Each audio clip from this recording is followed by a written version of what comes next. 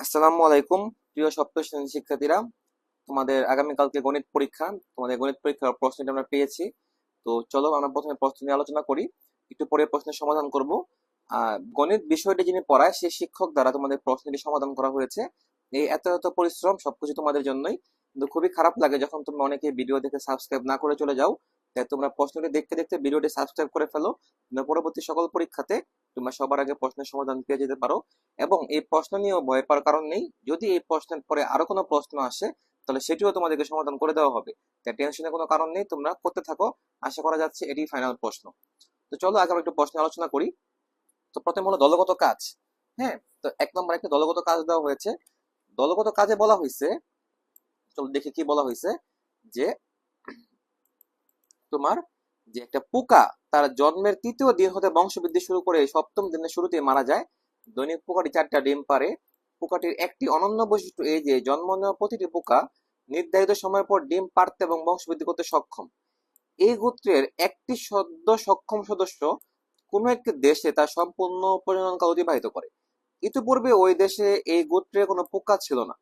তার জীবদ্দশায় ওই দেশে ওই পোকার সংখ্যা সর্বোচ্চ কত হতে পারে?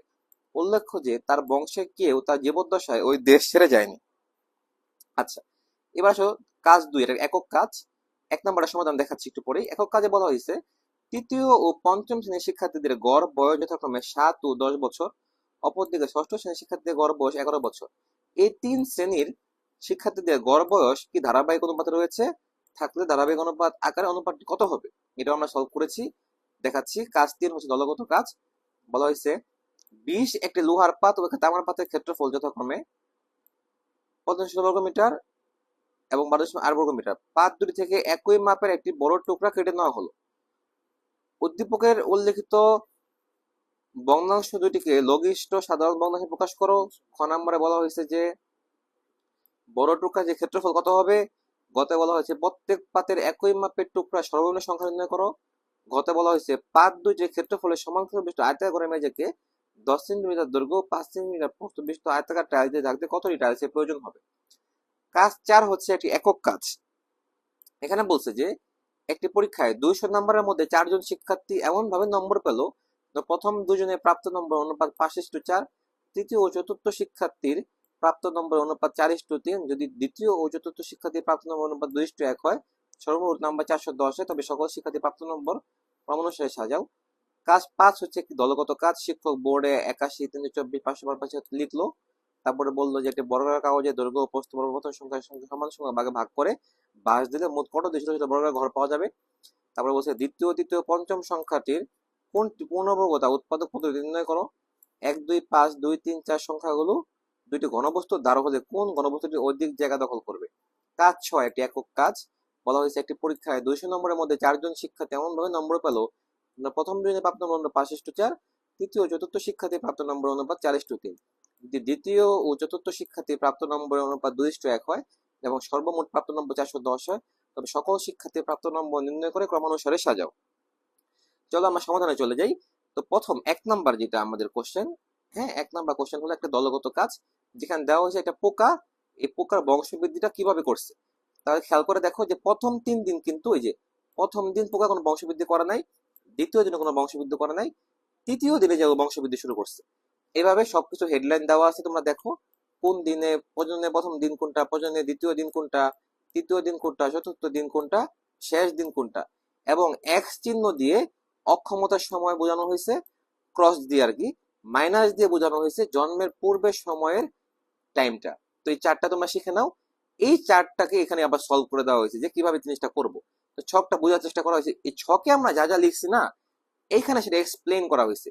তোমরা এই এক্সপ্লেনেশনটা একটু কষ্ট করে পড়ে নাও, কারণ এখন আমার ছক তো উপরে উঠে গেছে, ওটা দেখে দেখে আমরা বুঝবো না। তোমরা ছকটাকে একটা স্ক্রিনশট নাও বা খাতায় তোলো, তারপরে তোমরা এক্সপ্লেনেশনটা যে প্রথম পোকাটা তার প্রজননকালের 4 দিনে 4x4 16টি পোকা জন্ম দেয় এবং এরপরে মারা যায়, কারণ 4 দিন পরে কিন্তু মারা যায় বলছে।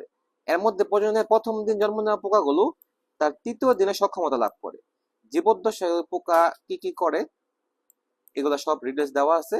এবং সর্বমোট আমরা দেখলাম যে অন্য যে দেশে ও গেছে সেখানে তার পোকা সংখ্যা সর্বোচ্চ 65, অর্থাৎ 65টা পোকা সে টোটালি আমরা দেখলাম যে যে দেশে চলে গেছে সেই দেশে যাইয়া তার বংশধর থেকে হয়েছে। কিভাবে হয়েছে যোগটা তোমরা একটু দেখে নাও। আচ্ছা, এবার চলে আসে আমার দ্বিতীয় কাজে। তো দ্বিতীয় কাজে দেওয়া ছিল যে তৃতীয় ও পঞ্চম শিক্ষার্থীর গড় বয়স হলো 7 ও 10, তাদের বয়সের অনুপাত হচ্ছে 7:10। আবার ষষ্ঠ শ্রেণীর শিক্ষার্থীদের গড় বয়স 11 বছর, পঞ্চম ও ষষ্ঠ শ্রেণীর বয়স অনুপাত হচ্ছে 10:11। প্রথম অনুপাতের উত্তর রাশি ও দ্বিতীয় অনুপাতের পূর্ব রাশি কিন্তু পরস্পর এখানে সমান, ফলে তাদের ধারাবাহিক অনুপাতটা দাঁড়ালো হইতেছে 7:10:11। আশা করি তোমরা বুঝতে পেরেছো। এবার কাজ 3, একটি দলগত কাজ। দেখো, এই 45.1316 এই যে পূর্ণ সংখ্যা প্রকাশ করে 100 দিয়ে ভাগ করলাম, যেহেতু আমি দশমিকের পরে 2 ঘর আছে, পরে ভাগ করে আনসার পেলাম 1129/25। দেখো উত্তরটা লিখে দিয়েছি, তোমরা ভালো মতো বুঝতে পারো। 92.8 আমরা দেখো 928/10 দিয়ে ভাগ করলে 464/5 হয়, এই উত্তরটা আমরা লিখে রাখছি। দেখো, এবার বলা হয়েছে পাত দুটি থেকে কেটে নেওয়া একই মাপে সবচেয়ে বড় টুকরার ক্ষেত্রফল হবে পাত দুটির ক্ষেত্রফলের গসাগু। তাহলে সব খেয়াল করে দেখো, গসাগু নির্ণয় করে একটা হলো 3516 আর 9280। তাহলে 2 দিয়ে ভাগ করলাম 2258 আর 4640। তারপরে আমরা কি করলাম দেখো, আবারও 2 দিয়ে ভাগ করলাম 1129 আর 2320। তাহলে গসাগু কত পেলাম? 2 × 2 4। তারপরে 4কে 100 দিয়ে ভাগ করে এটাকে আমি দশমিকে নিয়ে গেলাম 0.04। আশা করি তোমরা কাজ 2টা বুঝতে পারছো।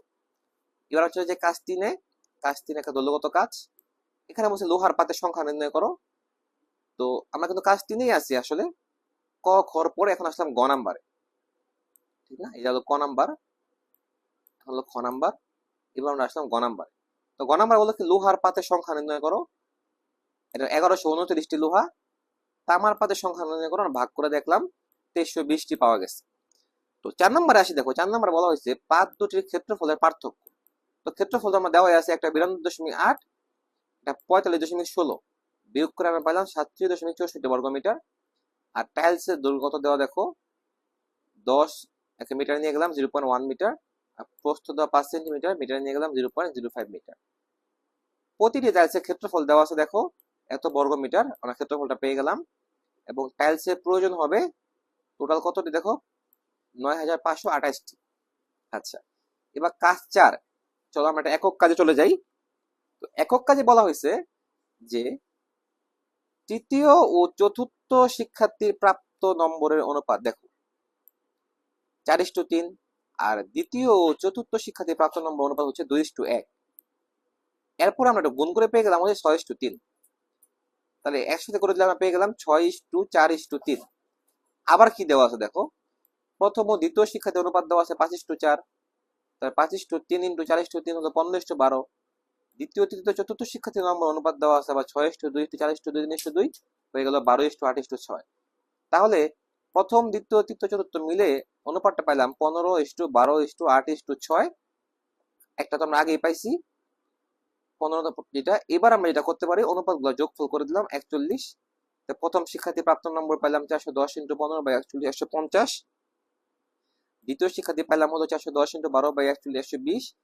তৃতীয় শিক্ষার্থী পাইলাম 80, তো পাইলাম 60। তাহলে প্রাপ্ত ক্রমিক নাম্বার হচ্ছে 150, 120, 80 আর 60। এই অঙ্কটা তোমরা শিখে ফেলো, আশা করি বুঝতে পারছো। এবার চলো আমরা কাজ 5-এ চলে যাই। তো কাজ 5-এ কি বলছে দেখো, এটা একটা একক কাজ। এখানে বলা হয়েছে যে বর্গাকার কাগজটি দৈর্ঘ্য ও প্রস্থ বরাবর 81 ভাগ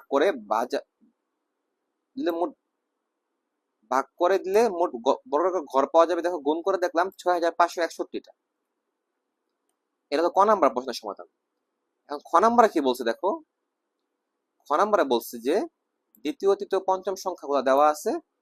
এখান থেকে আমরা দেখো 2 দিয়ে ভাগ করে করে দেখলাম যে উৎপাদকে 2 আছে 2টা, 3 আছে 4টা। 2 ও 3 উভয়ই জোড় সংখ্যক বার থাকায় 324 সংখ্যাটি পূর্ণবর্গ সংখ্যা, এটা প্রমাণ হয়ে গেল। আবার দেখো এবার আমি 512কে ভাগ দিচ্ছি।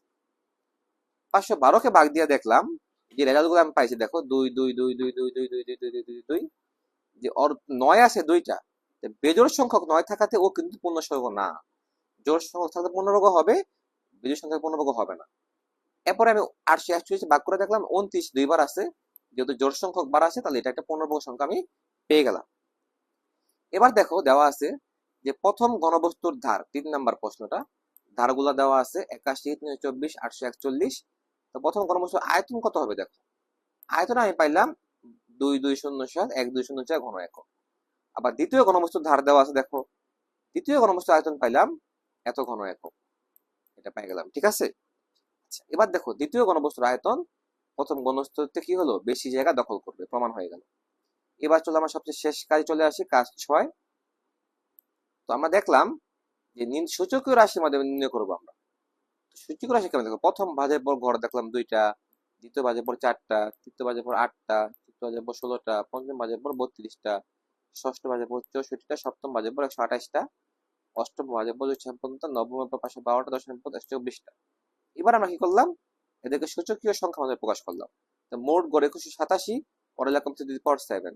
কেমনে, এভাবে এমন লিখতে পারি, এভাবে বুঝো, ভাগ করে লিখতে পারি, এভাবে লিখতে পারি গুণনীয়ক আকারে। এখন দেখলাম যে এটা কেবলমাত্র 3 টু দি পাওয়ার 7 আকারে প্রকাশ করা যায়। তো ভিত্তি কত, ভিত্তি হলো 3, আর সূচক মানে পাওয়ার হলো 7। অর্থাৎ আমরা দেখলাম যে প্রতিবার সমান যত ভাগে ভাগ করা হয়, সূচকীয় ভিত্তি যত বাস দেওয়া থাকে তার সূচক হলো ভাগ সংখ্যা 3, মোট বা সপ্তম ভাগ পর্যন্ত। অর্থাৎ কাগজটি প্রতিবারে সমান 3 ভাগ করে সপ্তম বাস পর্যন্ত দেওয়া হয়েছিল। এই হলো আমাদের 6 নম্বর প্রশ্নের আনসার। তো এই হলো আমাদের গণিত প্রশ্নের সমাধান। তবে তোমরা নিশ্চিত থাকো যে এটি আমাদের প্রশ্ন হতে যাচ্ছে, যেহেতু স্কুল লেখা আছে। কিন্তু যদি এটি আমাদের প্রশ্ন না হয়, অন্য কোনো প্রশ্ন আসে, দেখো ফেসবুকে তো অনেকেই জানো যে প্রশ্ন দেয়, অন্য প্রশ্ন দেয়। তো যদি এটা প্রশ্ন আমাদের না হয়, তাহলে আমরা অন্য যে প্রশ্ন আসবে সেটিও আমাদের অভিজ্ঞ শিক্ষক আছে, তাদেরকে দিয়ে এরকম সুন্দর করে সমাধান করে দেওয়া হবে, তোমরা শিখে যাবা। তোমার চ্যানেলটি সাবস্ক্রাইব করে রাখো। Thank you so much.